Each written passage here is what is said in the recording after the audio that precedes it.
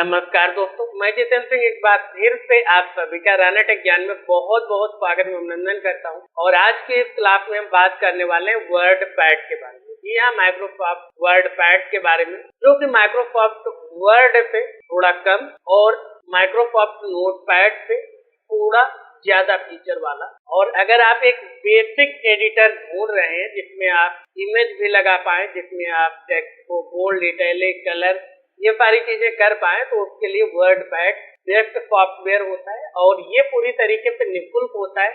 आपका अगर Windows operating system है तो उसके साथ ये इनबिल्ड होता है, आपको अलग से इसे इंस्टॉल करने की भी जरूरत नहीं हो। और एक ये powerful free word processing software होता है जिसका आप उपयोग लेटर वगैरह बनाने के लिए कर सकते। तो आ जाते हैं हम अपने स्क्रीन पर, और यहाँ पे सबसे पहले तो हम बात करते हैं कि किस तरीके से आप वर्ड पैड को ओपन कर सकते। तो इसे ओपन करना बहुत ही सरल है। आपको जाना है सर्च बॉक्स में। आपका विंडोज का कोई भी ओरिजिनल सर्च बॉक्स आपको दिख रहा होगा, उसमें आपको टाइप कर देना है वर्ड पैड। जैसे वर्ड पैड टाइप करेंगे तो यहाँ पे सबसे पहला रिजल्ट आपको मिल जाएगा। तो चाहे आप इस पे क्लिक करके ओपन कर ले, ओपन कर सकते हैं। तो उसके लिए क्या करना है, यहाँ पे बहुत ही सरल है।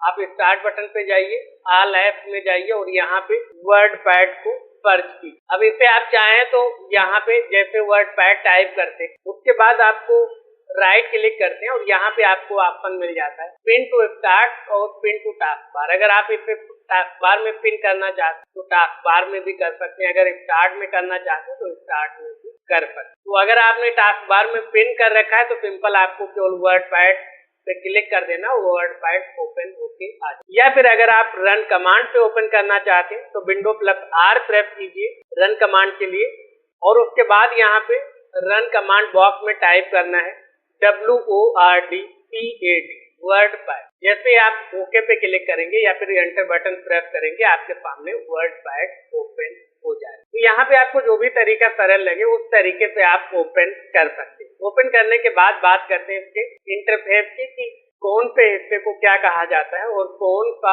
ऑप्शन आपको कहाँ पे मिलने वाला है। तो हम शुरुआत करते हैं सबसे ऊपर से। तो सबसे ऊपर यहाँ पे हम बात करते हैं तो सबसे ऊपर आपको मिल जाता है टाइटल। जैसे बाकी के सॉफ्टवेयर में होता है तो उसी तरीके से यहाँ पे वर्ड पैड में भी ऊपर सबसे आपको टाइटल बार मिल जाता है।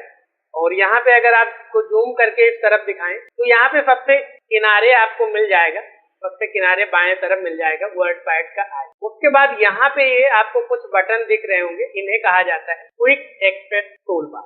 ये क्विक एक्सेस टूल बार होता है, यहाँ पे आपको कुछ ऑप्शन मिल जाते हैं जिनका आप सिंपल यहाँ पे क्लिक करके ही यूज कर सकते। उसके बाद यहाँ पे आपको वर्ड पैड लिखा हुआ मिल जाएगा, और वर्ड पैड के पहले जो ये बॉक्स है, वर्ड पैड के पहले आपको फाइल का नाम देखने को मिल जाएगा। और अगर आपने अभी तक इस फाइल को सेव नहीं कर रखा है तो यहाँ पे डिफॉल्ट रूप से डॉक्यूमेंट लिखा हुआ मिलेगा। अगर आप यहाँ पे कोई नाम देकर सेव कर देते हैं तो यहाँ पे डॉक्यूमेंट की जगह पे आपके फाइल का नाम आ जाए। तो ये चीज आपको पता होना चाहिए। उसके बाद अगर इस तरफ आ जाते हैं तो इस तरफ हमें 3 बटन मिल जाते हैं। यहाँ पे क्लोज बटन, ये क्लोज बटन होता है, और ये हमारा मैक्सिमाइज और रिस्टोर बटन होता है, और ये मिनिमाइज बटन। तो इनका भी आप अपने आवश्यकता अनुसार उपयोग कर सकते हो, और ये सभी सॉफ्टवेयर में आपको ये तीनों के तीनों बटन देखने को मिले। क्लोज बटन से क्या है, हम अपने प्रोग्राम को क्लोज कर सकते हैं, बंद कर सकते हैं। और रिस्टोर मैक्सिमाइज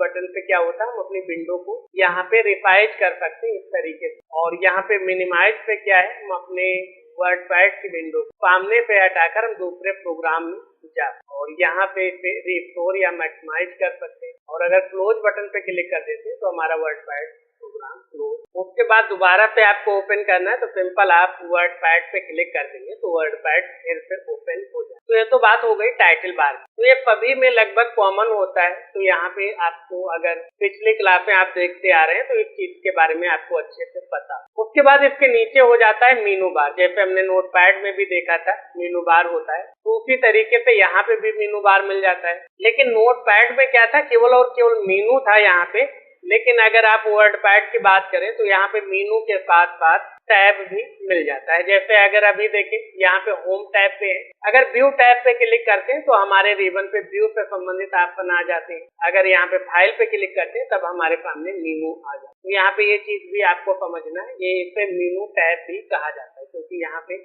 मीनू बार होता है और यहाँ पे अलग अलग टैब।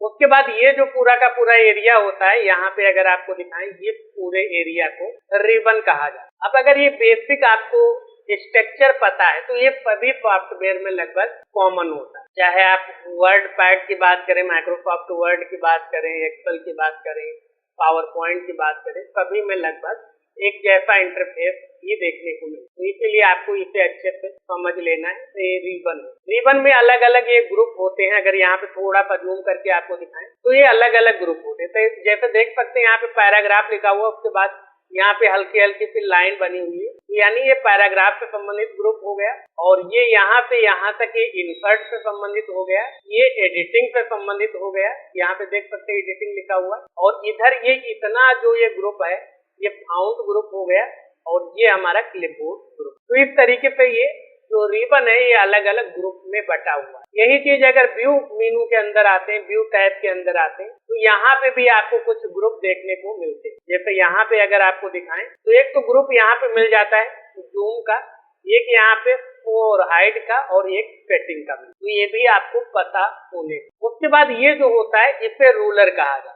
इसे क्या कहा जाता है? रूलर कहा जाता है। यहाँ पे आप अपने पेज का, अपने मैटर का, अपने डॉक्यूमेंट का क्या कर सकते हैं? मेजरमेंट कर सकते हैं, उसकी माप कर सकते हैं, उसे मेजर कर सकते हैं। और ये जो आपको व्हाइट एरिया दिख रहा है इसे क्या कहा जाता है? यही हमारा वर्किंग एरिया होता है। जो भी हम टाइप करेंगे वो इसी व्हाइट एरिया में टाइप होगा, इसीलिए उसे वर्किंग एरिया कहा जाता है। और उसके बाद अगर नीचे आ जाते हैं तो नीचे सभी प्रोग्राम के तरीके से यहाँ पे भी आपको स्टेटस बार मिलता है। नीचे क्या होता है? स्टेटस बार होता है। और यहाँ पे स्टेटस बार में आपको जूम इन जूम आउट का ऑप्शन मिल जाता है। यहाँ पे आप क्लिक करेंगे तो जूम आउट होगा हमारा पेज, और यहाँ पे क्लिक करते जाएंगे तो पेज हमारा जूम होता जाएगा। इस हिसाब से आप क्या कर सकते हैं, यहाँ पे जूम इन जूम आउट कर। और जैसे आप जूम इन जूम आउट करते हैं तो उसमें क्या होता है, हमारे यहाँ पे दो स्क्रॉल बार आ जाते हैं, एक तो ऊपर से नीचे के लिए और एक दाएं से बाएं। तो ये भी हम यहाँ पे, तो इनका भी आप उपयोग कर सकते हैं। जैसे यहाँ पे कुछ भी हम टाइप कर रहे हैं तो अभी क्या है,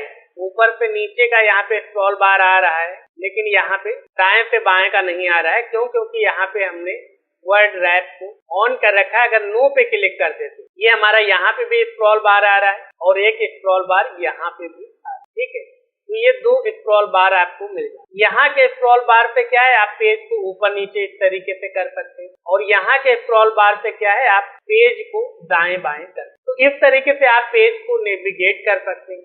यहाँ पे आप माउस का जो बीच वाला स्क्रॉल बटन होता है, माउस का ये वाला जो स्क्रॉल बटन होता है, इसकी मदद से भी आप पेज को ऊपर नीचे कर। तो ये चीज आपको क्लियर हो गई कि इसका इंटरफेस क्या होता है और किस तरीके से कौन सा ऑप्शन कहाँ पे देखने को मिलता है। क्योंकि जब तक इसके आप इंटरफेस के बारे में नहीं जानेंगे, ऑप्शन के बारे में नहीं जानेंगे, किसे क्या कहते हैं ये नहीं जानेंगे, तब तक आप आगे काम अच्छे से नहीं कर पाएंगे। जैसे हमने कहा कि आपको होम टैब के इंसर्ट ग्रुप में ये ऑप्शन मिलेगा। अब आपको पता नहीं होम टैब क्या होता है, तो ये टैब अलग अलग होते हैं, home tab, view tab, file menu, और जैसे हमने बताया इंसर्ट ग्रुप, तो ये अलग अलग ग्रुप। तो ये बेसिक चीजें हैं, ये आपको पहले से पता होनी चाहिए, तभी आप अच्छे से काम कर पाएंगे, अच्छे से समझ और समझा पाएंगे। मान लेते हैं अगर आपका कोई दोस्त है, उसे कुछ डाउट हो रहा है, वो आपसे पूछ रहा है, तो आप उसे कैसे एक्सप्लेन करेंगे? जब तक आप समझेंगे नहीं तब तक उसे कैसे समझेंगे? तो ये चीज भी आपको ध्यान रखें। इसलिए हमारी क्लासें भले ही थोड़ी सी लंबी हो जाएं, भले ही क्लासों की संख्या थोड़ी सी ज्यादा हो जाए, लेकिन मेरा एक ही उद्देश्य रहता है कि आप जो भी पढ़ें, जो भी सीखें, वो एक बार अच्छे से सीख लें। आपको बार बार उसमें कोई कंफ्यूजन, कोई डाउट नहीं होना चाहिए। आपको बार बार उसे सीखने की जरूरत ना पड़े। आप एक बार में पूरी तरीके से सारे ऑप्शन के बारे, सारी चीजों के बारे में अच्छे से क्लियर कर पाए। तो अब यहाँ पे हम बात करते हैं, आपको हमारी ये क्लास कैसी लगी कमेंट बॉक्स में ऑप्शन लिखें। अगर आपका कोई भी डाउट है, कोई भी समस्या है, उसे भी कमेंट बॉक्स में लिखना ना भूलें। आगे आप किस टॉपिक पे वीडियो देखना चाहते हैं वो भी आप कमेंट बॉक्स में लिख सकते हैं। और अगर आपने अभी तक हमारे यूट्यूब चैनल को सब्सक्राइब नहीं किया है तो सब्सक्राइब अवश्य कर लें, ताकि आने वाले सभी वीडियोस की जानकारी आपको सबसे पहले भेजी जाए। वीडियो को लाइक कर अपने दोस्तों के साथ शेयर करना ना भूलें। अगर आप और भी उपयोगी क्लासें देखना चाहते हैं तो इन प्लेलिस्ट को चेक करना ना। तो हम मिलते हैं आपसे अगली क्लास में, तब तक याद रखें, ज्यादा लर्निंग ज्यादा अर्निंग, इसलिए सीखते रहें और मुस्कुराएं। नमस्कार।